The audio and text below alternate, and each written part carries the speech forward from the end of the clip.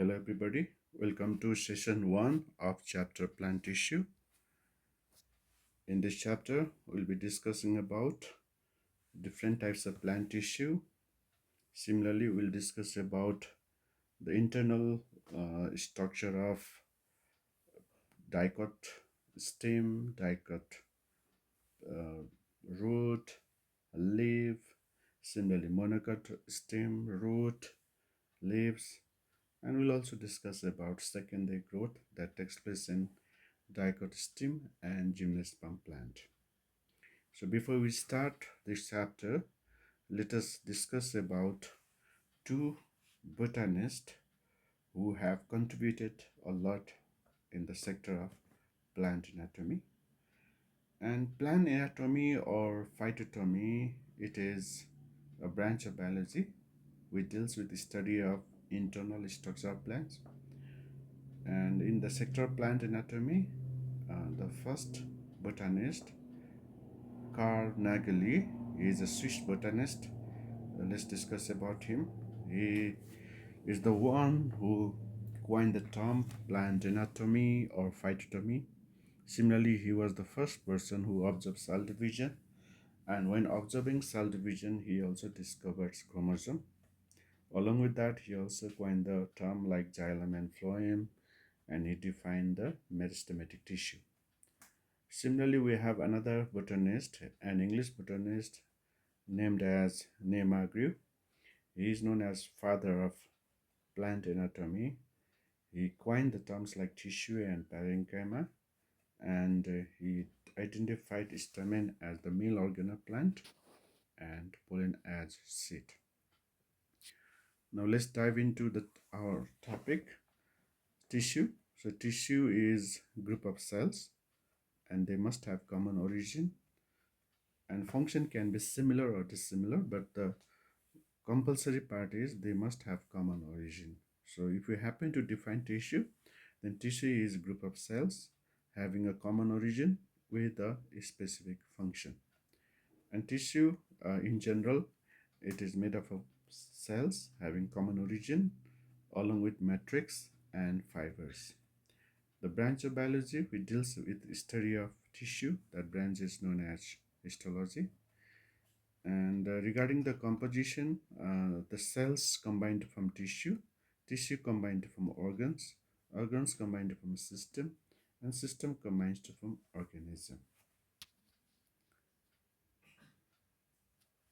In general, plant tissue is of three types.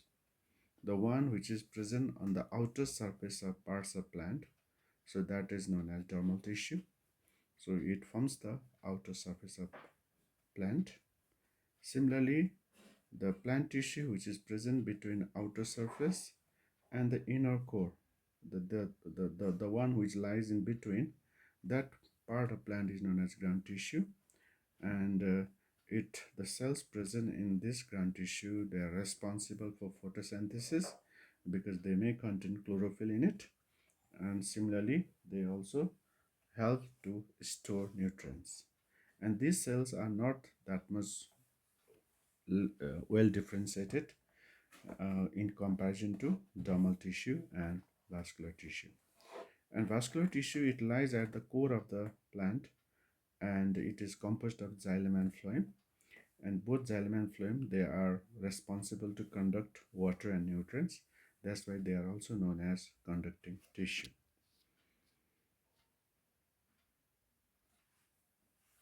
Now, when we discuss according to our curriculum, then there are two types of plant tissue.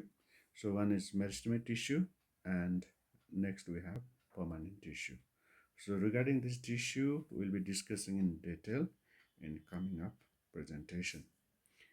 Now let us begin with meristematic tissue. The term meristematic, it is derived from Greek word meristos, which means divisible. That means the cells present in this meristematic tissue, they are always in the state of division. Means the cells will divide continuously. So that is why the meristematic tissue is defined as group of young and undifferentiated cells which are in continuous state of division, or we can also say which have the capacity to divide continuously. And since these tissue are always in the state of division, it forms new cells, and due to that, it helps in growth of the plants. So when you go to the characteristics of such tissue, then the cells present in this kind of tissue are isodiametric. Isodiametric means having similar shape and size. So the cells can be spherical, oval, or polygonal in shape. And in between, there is no any gap. So there is no intercellular space. And if you look at each and every cell, then cells are thin-walled with abundant cytoplasm and distinct nucleus. And these cells, since they are always in the state of division and they are young cells, so they have high rate of metabolism, and they may have vacuoles. If vacuoles, they are small, or they might not have any vacuoles. Now we'll go to the type. So based on growth or origin, there are three types of meristem. Promeristem, it is also known as primordial meristem. Then we have primary meristem, then secondary meristem. The promeristem or primordial meristem, so these meristems, they originate from embryo. So you know that inside the seeds you can find the embryo, and this embryo, when it grows further, then it will have the meristem, and that meristem which originate from the embryo, this kind of meristem is known as promeristem. And since it originates from embryo, so it is also called embryonic meristem. And in plant, it is always found at the tip of root and shoot.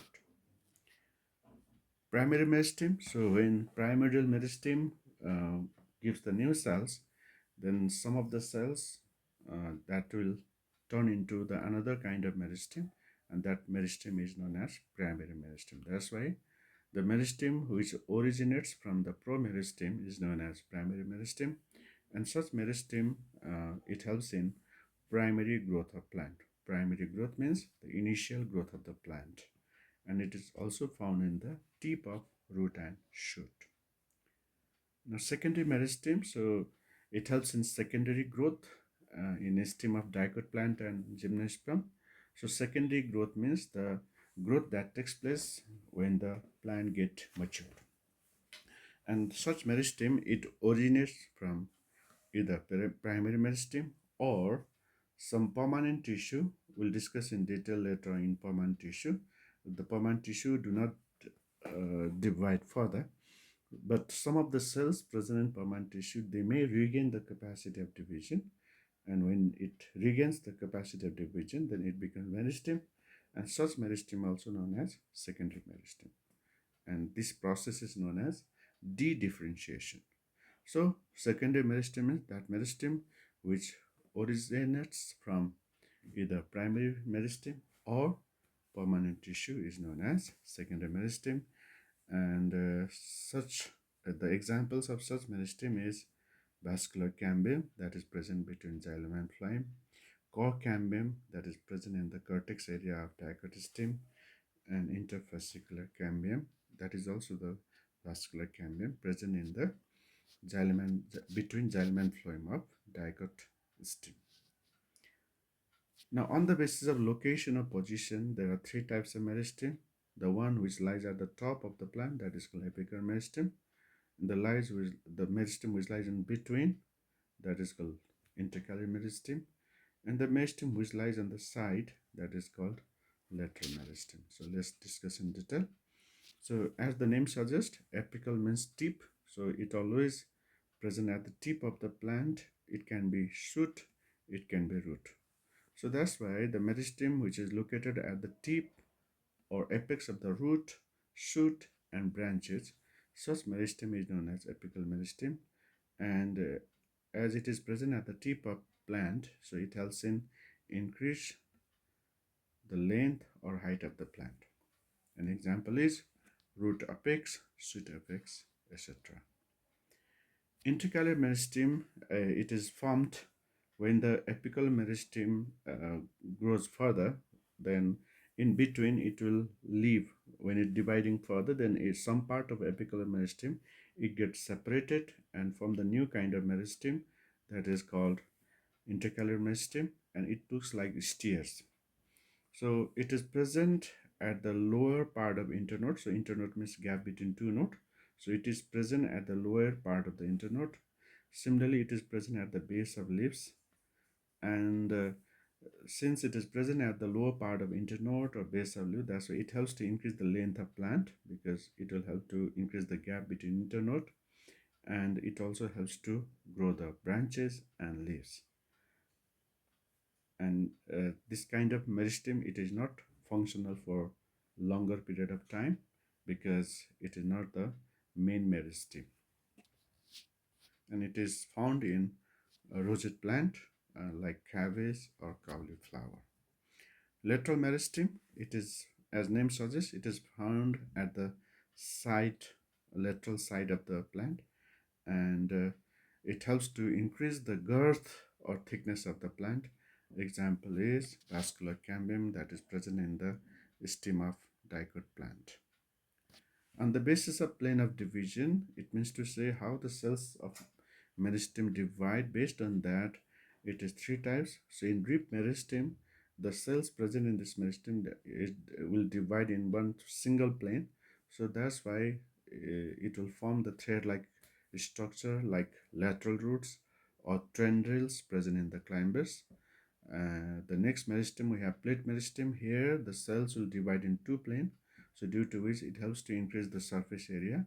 So it is found in the leaf of plant. And mass meristem, so it has no any particular plane of division, so it will, the cells present in this meristem, it will divide in all possible planes, so due to which it helps to increase the mass of the plant tissue. So it is found in the embryo or ovary of the plant. On the basis of function, how they function, according to that, it is three types: protoderm, procambium, and ground meristem. So protoderm, it is found on the outermost part of plant, and it helps in the forming, it helps in forming the outermost layer of the plant like epidermis or epiblema of the plant. Procambium, it is present at the innermost part of the plant, and it helps to form the vascular tissue like xylem and phloem and cambium as well.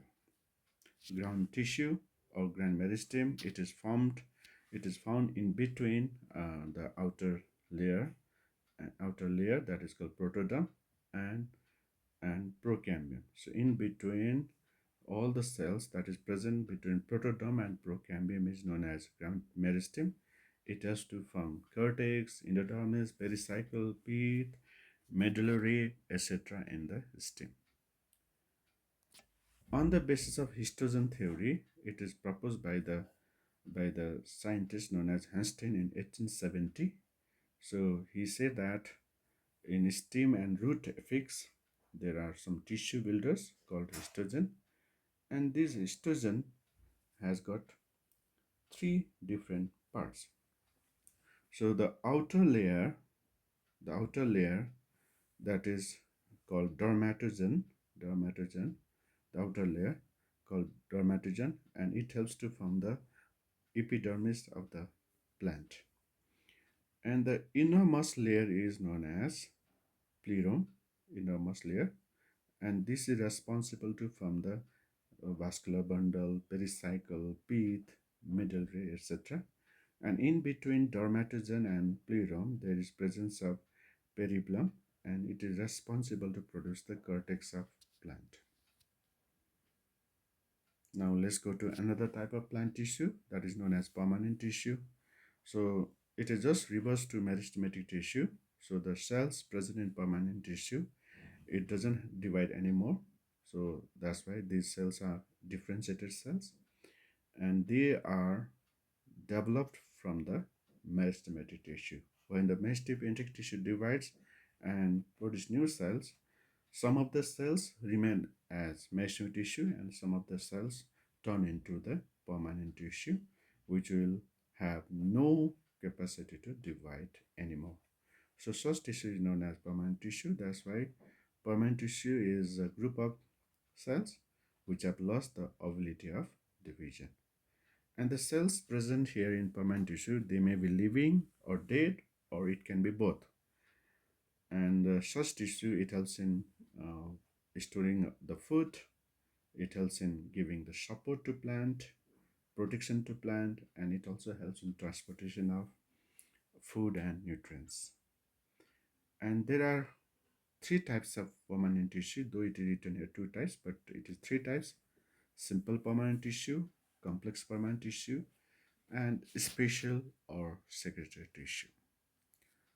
So simple permanent tissue, so it is a group of plant cells and they all have similar origin and structure and function. Like example, here you can see all the cells are somehow oval in shape. So in simple permanent tissue in general, the cells, all cells have similar in shape.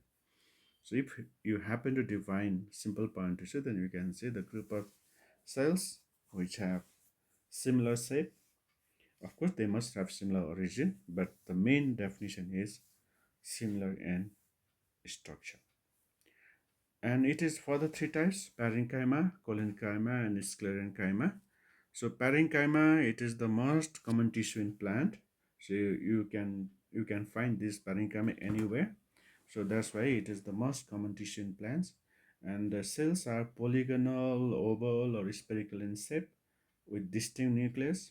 And the cells have thin wall with intercellular space that we can find the gap between cells, and it also have the enough cytoplasm inside it, and some may have chlorophyll inside it that you can see here, and such uh, parenchyma is known as chlorenchyma that we'll be discussing later.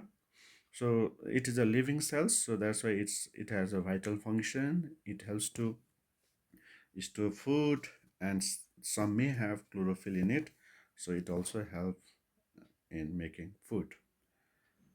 So in general, there are five types of parenchyma, but you could find more as well. So epiblema or epidermis, so as name suggests, such parenchyma, it always from the outermost layer of plant, and it is normally single layer. And since it is outermost layer, so it helps in protection as well as absorption of the water and minerals in roots. The next parenchyma we have is chlorenchyma. So such parenchyma, they have chloroplast, uh, and if chloroplast, of course, there will be chlorophyll inside it also. And such parenchyma is known as chlorenchyma. And due to presence of chloroplast, it can make the food. Next, we have erenchyma. So erenchyma, such parenchyma is found in aquatic plants, and these erenchyma have got air space in between, due to which it helps in floating the aquatic plants. Prosenchyma. So prosenchyma is a group of elongated, thick-walled and compactly arranged living cells, and it is found normally in pericycle or conjunctive tissue of uh, root and stem of the plant. Next, we have is idioblast. It is a group of large size cells, and it helps to store cell inclusion. Cell inclusion is non-living part of the cells like tannins, oil, crystals, etc. So it helps to store this kind of materials inside the plant tissue. Now, collenchyma, so it is the cells are polygonal, oval, or spherical in shape, but the wall is thick, and the thickness is due to the deposition of pectin, cellulose, and hemicellulose. Pectin is a carbohydrate, a kind of carbohydrate. So they deposit in between the intercellular space. That's why it has no intercellular space. And because of deposition of pectin, cellulose, and hemicellulose, its wall is thick. And due to thickness of the wall, it won't only have the vital function, it also provide mechanical support. And because of thick cell wall, it helps in flexibility. So the function of uh, collenchyma is to provide mechanical function, providing flexibility to plant. And Some chloroplast parenchyma may have chlorophyll inside it, so due to that, it helps in photosynthesis as well as it also restore the food. And the such parenchyma, it is found in hypodermis of petiole. It is also present in pedicel and young sting of dicot plant. Now, based on the thickness of wall, there are three types of parenchyma. Angular parenchyma, here the deposition of pectin, cellulose, and hemicellulose occurs at the angle, uh, the joining of the cells. At the angle, you can find the more thickness. The next parenchyma we have is lacunar parenchyma, where the deposition of pectin, cellulose, and hemicellulose, it occurs between the cells, so intercellular space. And the next we have is lamellar parenchyma, where the deposition takes place on the transitional wall, means on the side wall of the cells. Now, third type of simple permanent tissue is sclerenchyma. So it is a dead tissue. Before we discuss parenchyma and collenchyma, they both are living tissue, whereas sclerenchyma, it is it is a dead tissue. At the very initial point, it is also living, but later on, on the wall there will be huge deposition of lignin, and due to that, the cells will die. So it is a dead tissue, and because of dead tissue, it is hard and tough in texture. So they have thick walls due to deposition of lignin and no intercellular space. And since it is a dead tissue, so it doesn't have any vital function. So it only provides mechanical support to the plant. And it is normally present in seed coat, stony fruits like coconut, juglans. Juglans means in Nepali we call it ochre, etc. So based on the shape of cells, there are two types of sclerenchyma. One is thread-like fiber sclerenchyma, and other is spherical sclerorite. So fiber is a long spindle-shaped. Spindle shape means um, both in tapering. So it is for the three types. So some are found on the surface, some are found at the center, and in the xylem, and it is also found in the phloem. And the one which is found in the phloem, it is known as bast fiber, and the one which is found in the xylem, it is known as wood fiber. Next we have sclerite, which is a kind of isodiametric cells, and it is also known as stone cells found in some fruits. Now let's talk about next complex permanent tissue. So it is a permanent tissue having different shape of cells. Like before we talk about simple permanent tissue, there we have found similar type of cells, but in complex permanent tissue we will find the different shape of cells. Some are fiber like, some are oval shaped, some are tube like. You can find different kind of cells here. So the group of cells which are made up of various type of cells, and each component has got distinct function. And complex tissue, it is mainly concerned with transportation of nutrients and food materials. So that's why it is also known as conducting tissue. And complex permanent tissue is known as xylem and phloem. So xylem and phloem together we can also call it vascular bundle, uh, and it is also known as vascular tissue. Now let's talk about xylem. So xylem is known as wood, also known as hedro. So it is responsible to transport water and minerals from the root to uh, leaves, flower, fruits, etc. in the one direction. So the water and minerals always flow from root to the different parts of plants in one direction. And here the majority part of the xylem is dead, so that's why it has more mechanical function and less vital function. So it is composed of four components: tracheids, vesicle, xylem fiber, and xylem parenchyma. So here, out of four components, only xylem parenchyma is living. Rest all three are dead. So basals that is found in the xylem, it is the main element of xylem in angiosperm, whereas trachete is the main element of xylem in uh, gymnosperm and pteridophytes. So let's talk about the first element of xylem, tracheids. So it is, you can see trachete, it is elongated non-living cells with tapering ends, the pointed ends, and the thick walls, of course, due to deposition of lignin, and oblique end walls. Oblique end walls you can find there, and it is the main conductive tissue, as I told before, in pteridophytes as well as in gymnosperm. Whereas in angiosperm, in place of tracheids, the vessels is the main who conducts the water. So inside it is thickened with different kind of structure. So it may be annular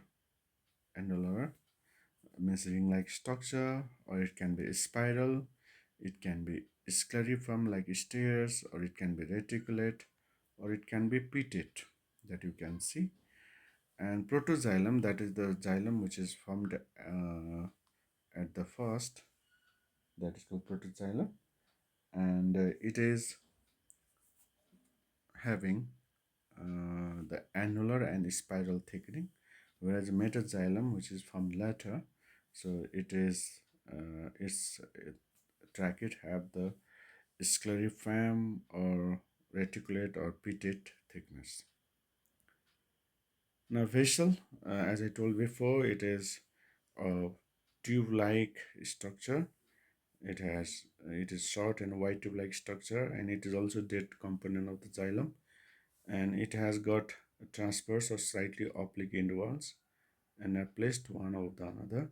Their wall also is thickened like in trachete with all those thickness, annular, spiral, scleriform, reticulate, and pitted due to the, of course, deposition of lignin, and it helps in conduction of water, especially in angiosperm. But it may be found, but in very in less developed form in gymnosperm and pteridophytes. Xylem fiber, wood fiber, so it is the sclerenchyma that is found in xylem, and it is dead, thick-walled, uh, and it also provides the rigidity to the xylem. And the only one component that is living here is xylem parenchyma. So it is also known as wood parenchyma. So it helps in storage of food. So here, the main function of xylem is to conduct the water. So it is done by vessel in angiosperm, and in gymnosperm and pteridophytes it is done by trachete. Types of xylem. So there are two types of xylem based on the origin: primary xylem and secondary xylem. So primary xylem means it is the one which is formed from the procambium. If you remember, when I explained the types of meristem, then there was procambium, there was protoderm, there was ground tissue. So the one which is formed from the procambium, that is known as primary xylem, and the first form the xylem is known as protoxylem, and later when the same protoxylem will develop further, then it is known as metaxylem. So metaxylem has wider vessel that you can see in the figure, whereas the protoxylem has a small vessel, so that's why you can find a small cavity inside it. Secondary xylem, it is formed from the next cambium that is known as vascular cambium, that is present between xylem and phloem, and it helps in secondary growth, especially in dichotostem, and such secondary xylem is not available in monocotostem. Now types of xylem. So xylem are of four types based on position of protoxylem and metaxylem. So in protoxylem, as you see in the stem and leaf of plants where the protoxylem is facing inward.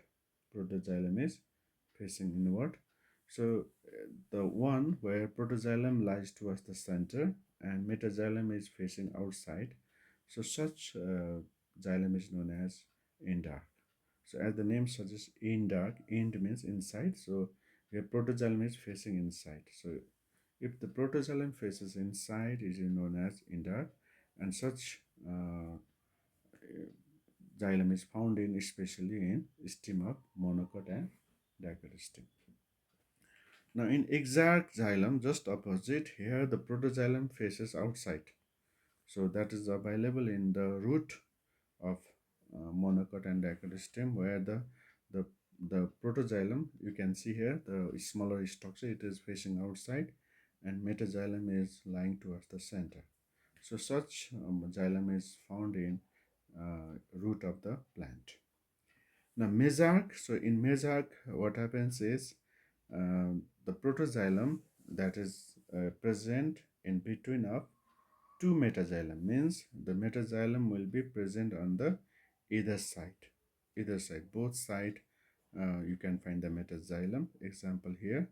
So what happens here is the the highlighted part is protoxylem, so on both side you can find the metaxylem. So such xylem is known as mesarch, where the protoxylem lies between metaxylems. So such xylem is found in leaf of some dicot plant.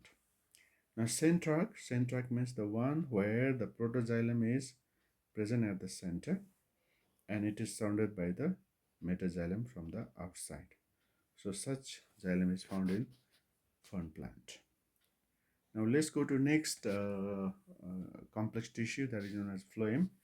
Phloem also known as bast or leptum. So it helps to transport organic food that is prepared in the leaves of the plants. First it will go to the storage organ of plant, and later it will be distributed to different parts of plant. So here the movement is in two direction. First it will go to the storage organ of plant, and then it will go to different parts of plant. So such movement is known as bidirectional. So here, the out of four components, like sieve tube, it is composed of four components: sieve tube, companion cell, phloem fiber, and phloem parenchyma. So out of these four components, only the phloem fiber is dead. Remaining three are living. So that's why here the main function of phloem is vital, helping to distribute the food from leaves to different parts of the plant body. So first let's talk about sieve plate. So here you can see in the figure, sieve plate, it is a long tube-like structure with perforation in the end. At the end you can find the opening, and it has got in between you can find the horizontal structure known as sieve plate. It helps to conduct the food from one part to another part of the plant body. And beside that you can find the companion cell. Next to the sieve tube you can find the companion cell, and it is parenchymatous cells, of course, and it is always associated with sieve tube. That's why it is also known as uh, companion cell. So um, it helps a sieve tube to transport sugar from one part to another part of the plant. It is absent in gymnosperm and pteridophytes plant, and in those plants it is replaced by the next type of cells known as albuminous cell. Now phloem parenchyma, so it is of course parenchymatous cells, and you can see here phloem parenchyma, it is living of course with the tapering eggs, and it helps in storing food. It also helps to store other elements like resin, latex, etc. And such phloem parenchyma may be absent in the monocotyledon plant.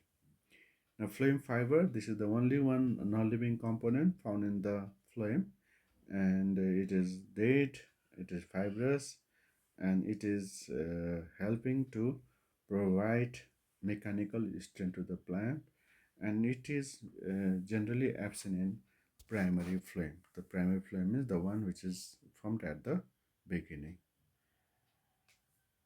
Now let's go to the vascular bundles. As we discussed before, vascular bundle means it is the collective name of xylem and phloem. So there are two types of vascular bundle. One is radial vascular bundle, another is conjoint vascular bundle. So in radial vascular bundle, what will happen is the xylem and phloem, they they lie separately. So they do not join together. They lie separately at different radius. Like this is xylem, this is phloem, then this xylem. So the vascular bundle in which xylem and phloem, they do not stay joined, but they arrange in alternate manner, staying separately. So such vascular bundle is known as radial vascular bundle, and such vascular bundle is observed in roots of plants. Now, conjoint vascular bundle, as name suggests, so here join means here xylem and phloem, they are joined together. So you can see here the green part represents xylem and yellowish part represents phloem. So you can see the in the this is the uh, vascular bundle of dichotostem, where the red part represents xylem and the bluish part represents phloem, and you can see they are in a circle, and each vascular bundle has got xylem and phloem joined together. So such vascular bundle where the xylem and phloem they remain attached to each other is known as conjoint vascular bundle, and it is seen in stem of plants. Like before one, the radial vascular bundle, it is found in the root of plants, whereas conjoint vascular bundle, it is found in the stem of plants. And conjoint vascular bundle, it is for the three types: collateral, bicollateral, and concentric. So in collateral, the xylem and phloem, they lie side by side, and if between xylem and phloem, cambium or lateral meristem is present, then it is called open collateral vascular bundle.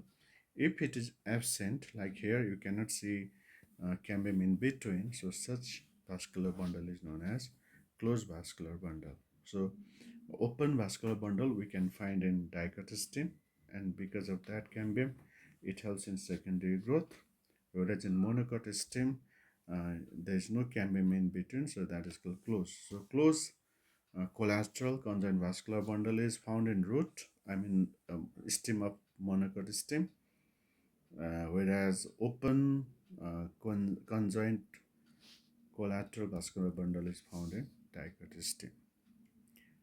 Now let's go to next is bicollateral type. So in this case, the xylem on the either side of xylem, this is xylem, on either side of xylem, phloem is present. So such vascular bundle is known as bicollateral conjoint vascular bundle, where phloem is present on both sides of xylem. And in such vascular bundle, cambium is always present, so they are always open type, and it is seen in stem of cucurbita plants. Next is concentric type. As the name suggests, here the xylem and phloem, they stay in a ring having common center. So it can be that xylem can be surrounded by phloem or vice versa. So because of that, it is two types: amphicribal and amphivasal. In amphicribal time, the xylem is surrounded by the phloem, and such kind of vascular bundle is found in pteridophytes and hydrophytes. And in amphibasal type, just reverse, where the phloem is surrounded by the xylem, and such vascular bundle is found in Dracaena. So the figure is given here, and Yucca plant. Now the third type of plant tissue is known as special tissue or secretory tissue. There are three types of plant tissue, as we discussed before, was mesenteric tissue, then permanent tissue, and now we are going to discuss about the third type of plant tissue known as special tissue or secretory tissue. So as name suggests, secretory tissue, they have they can secrete a kind of liquid that we can discuss later. It is further two types. lenticular tissue and glandular tissue. In lenticular tissue, it is a special kind of plant tissue, and store, it will produce and store a milky substance known as latex, and that milky substance latex, it helps in defense or wound healing of the plant. So such tissue is made of latex cells that you can see around, along with the latex vessel. So these are the latex vessel, and the surrounding are called latex cells, and these produce the latex, a milky substance, as well as they store it. Example: banana, cactus, rubber, papaya, sunflower plant, where if you break these plants, then you can find the milky substance coming out, and those milky substance are latex, and those are produced and stored in such tissue. Next, we have glandular tissue. So, as name suggests, it helps to secrete the juice, or they also help in excretory substances also. So, it is composed of similar kind of cells, and then it is found either single or group of cells with or without central cavity, and they helps to secrete uh, juices like oil gland present in the first kind of plant, that is which will produce the oil, and nectar glands, so it will produce the nectar, and digestive glands. So some of the insectivorous plants, when any insect is consumed by such plant, then they produce the enzyme which helps in digestion. So with this we finish session 1. Hope it is clear to you all.